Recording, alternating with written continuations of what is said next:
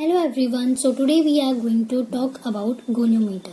A goniometer is an instrument which measures the available range of motion at a joint. If a patient is suffering from decreased range of motion in a particular joint, then the therapist can use a goniometer to access the range of motion.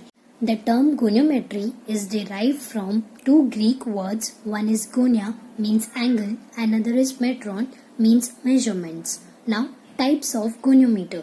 Goniometer have different types, but the most useful is the universal goniometer. Now, this is a universal goniometer. It is constructed with either metal or a plastic, and it has three parts. One is fulcrum, stationary arm, and the moving arm. Now, the body of a goniometer is designed like a protractor. It starts from 0 to 360 degree. The fulcrum is a screw-like device at the center of the body that allows the moving arm to move.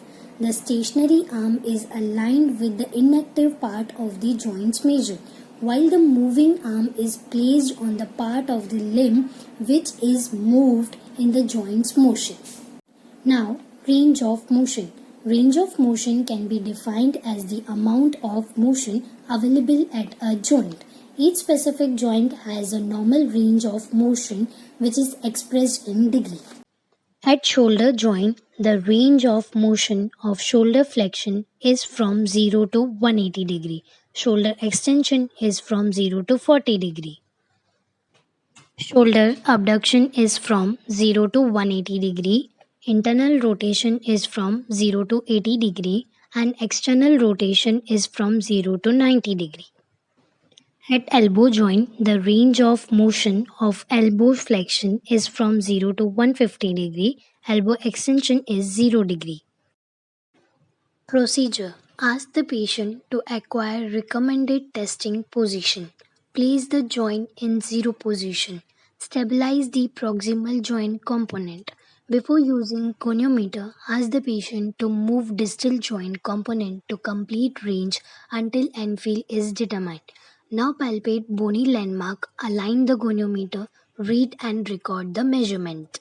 Uses of goniometer. To measure the available range of motion in case of various physical problem that limits the joint motion. Measurement in alteration of joint motion is useful to treat the condition and increase range of motion of the joint. Passive measurement gives the range of joint motion if the therapist moves joint passively. If active range of motion is less than passive range of motion, then it indicates the problem of muscle weakness. Used to select appropriate treatment goals. To record progression and regression in rehabilitation, it should be compared with normal range and screen the hypomobility of joint.